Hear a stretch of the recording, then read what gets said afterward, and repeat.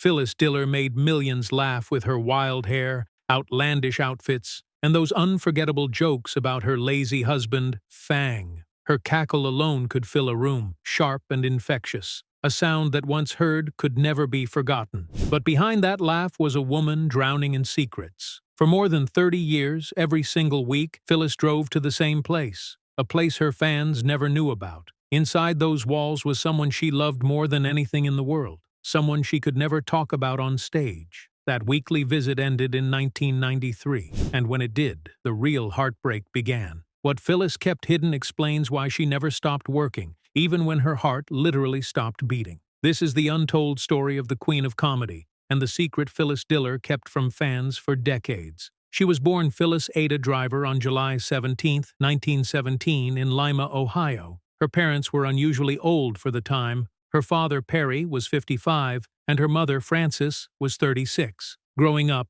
Phyllis was surrounded not by playgrounds and playmates, but by older relatives and funerals. While most kids feared death, Phyllis became strangely comfortable with it, an unusual fascination that would later bleed into her comedy. Her family was German-Irish and Methodist, but religion never stuck. Even as a child, she questioned it all. Instead of bitterness, she chose humor. At Central High School, she cracked jokes to distract classmates from strict teachers and dull lessons. Those small moments, tiny sparks of laughter in a hard life, were the roots of her future. The 1930s brought the Great Depression, and her family was crushed financially. Young Phyllis sold newspapers to help them survive. Loneliness weighed heavily on her, and she filled the silence by making up stories that started to sound like punchlines. At just 10 years old, Phyllis earned a spot at the Sherwood Music Conservatory in Chicago. She was a piano prodigy, showing a gift so rare that by 1939 she was performing with orchestras. But self-doubt crept in. She believed she'd never measure up to her teachers and walked away. It was a painful choice, but one that redirected her life. She tried college, then marriage. By 1937, she had left music entirely for a life that would test her resilience in ways no stage ever could.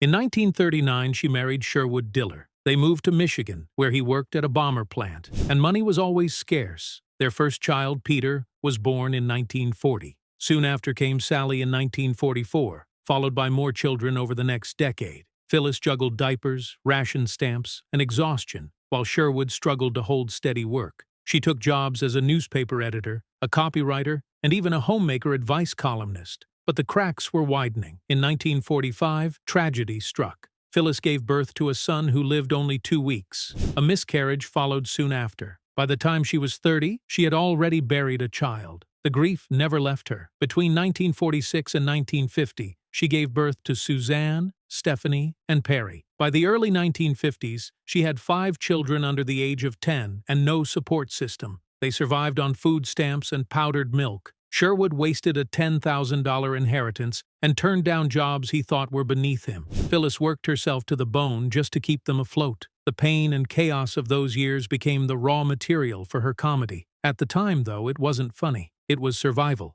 By 1955, Phyllis was 37 years old, broke, exhausted, and desperate. She had read a self-help book, The Magic of Believing, and decided to gamble on herself. On March 7, 1955, she took the stage at San Francisco's Purple Onion. She wasn't glamorous. She wasn't polished. She didn't try to be beautiful. Instead, she made fun of herself, her cooking, her looks, her life. Audiences roared. What was supposed to be a short run turned into an 89-week phenomenon. She created a stage persona unlike anything the world had seen. A fright wig of wild hair, garish clothes, a long cigarette holder, and a booming, self-deprecating laugh. While men in suits ruled comedy, Phyllis claimed the stage by mocking herself before anyone else could. By 1961, she was on The Jack Paar Show.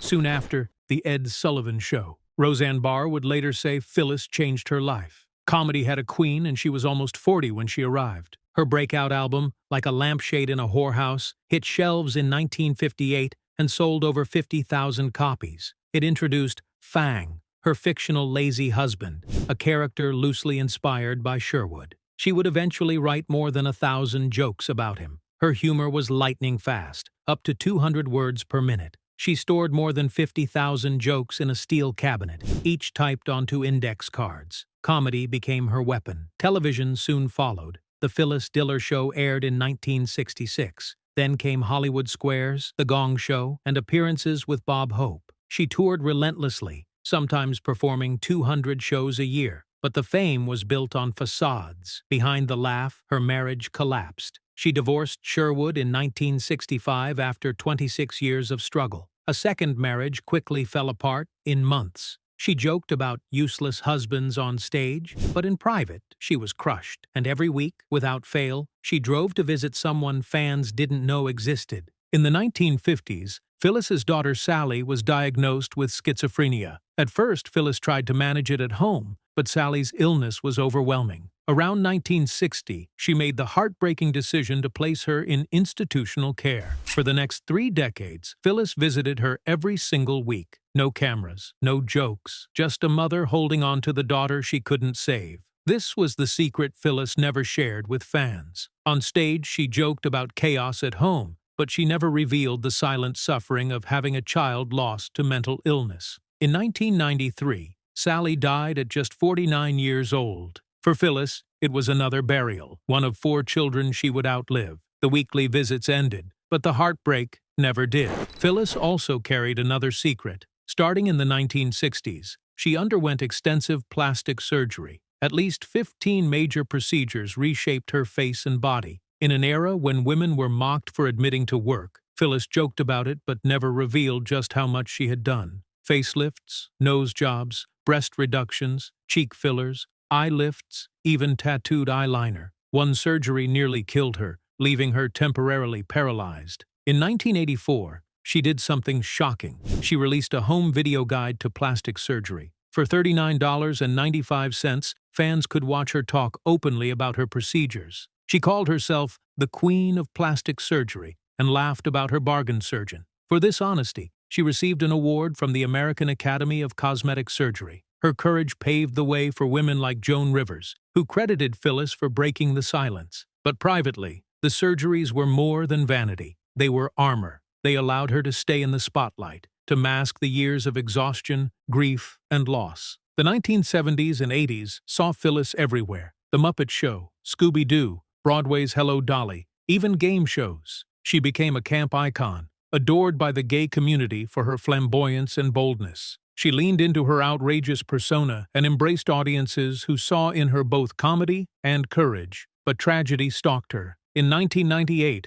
her son Peter died of cancer. In 2002, her daughter Stephanie died of a stroke. She had already buried an infant son in 1945 and Sally in 1993. By the time Phyllis passed away in 2012, she had outlived 4 of her 6 children. She never stopped performing. In 1998, at 81 years old, she taped her final comedy special, Still Out for a Laugh. Her jokes about aging cut deeper now. She had just buried her son, but she never let the audience see the tears. She kept creating, painting into her 90s. Some of her art sold for thousands of dollars. In 2005, she was still voicing characters on Family Guy. Even a back fracture at 90 couldn't silence her. Her resilience was astonishing. Where others slowed, she seemed to will herself forward through sheer determination, as though stopping would mean letting grief catch up to her. In her final years, Phyllis battled heart failure. Her heart had literally stopped in 1999, and she lived with a pacemaker. But even as her body weakened, her spirit never did. Her last public appearance came in 2012 when she received a Lifetime Achievement Award in Lima, Ohio, the same small town where her story began 95 years earlier. On August 20th, 2012, Phyllis Diller died peacefully in her sleep at home in Brentwood, Los Angeles. She was 95. Her ashes were scattered at sea. The world mourned a comedy legend. What most didn't know was that her biggest punchline was survival. She had hidden unbearable grief, quiet depression, and the pain of losing 4 children, especially Sally, the daughter she visited every week for over 30 years. Her life was laughter and loss, glamour and grief, wigs and wounds. She shattered barriers for women in comedy, stood toe-to-toe with legends, and inspired generations who came after. But her secret tells us something deeper, that behind every laugh is a person fighting battles we may never see. For Phyllis Diller, the wigs, the cackle, the jokes about Fang, they were never just comedy. They were surviving. And that survival, as much as the laughter, is her greatest legacy. Even after her death, the story of Phyllis Diller did not end. If anything, her secrets only deepened the fascination with her life. Scholars, comedians, and fans alike began piecing together the truth she had kept carefully guarded for decades. They revisited her performances, this time not only hearing the punchlines but listening for the silences, the pauses, the flickers of sadness behind the mask of laughter. Younger comedians, especially women, discovered that Diller had built a stage not just for herself, but for them to walk across. She had turned her hardships, poverty, the loss of children, loneliness, and ridicule into fuel for humor that could cut through cultural barriers. And while audiences once believed her cackle was a shield against vanity or insecurity, the reality was that it was also a shield against heartbreak so profound that it could have crushed her. What makes her story more compelling in hindsight is that Phyllis never asked for pity. She was not a victim of her tragedies, but a master of transforming them into something audiences could laugh at, even if they never knew the cost. In the decades since,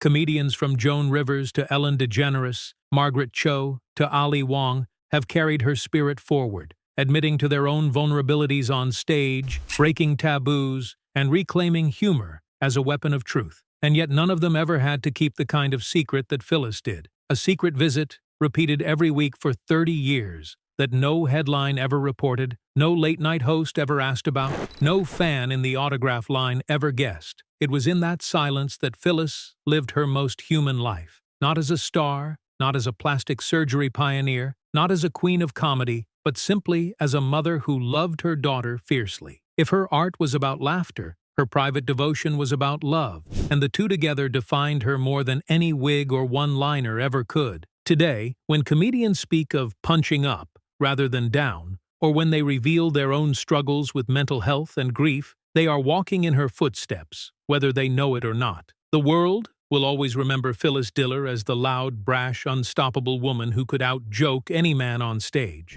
But perhaps her real legacy is quieter. The reminder that even the funniest people are often carrying the heaviest burdens, and that sometimes the greatest courage is not found in laughter, but in the secrets kept behind it.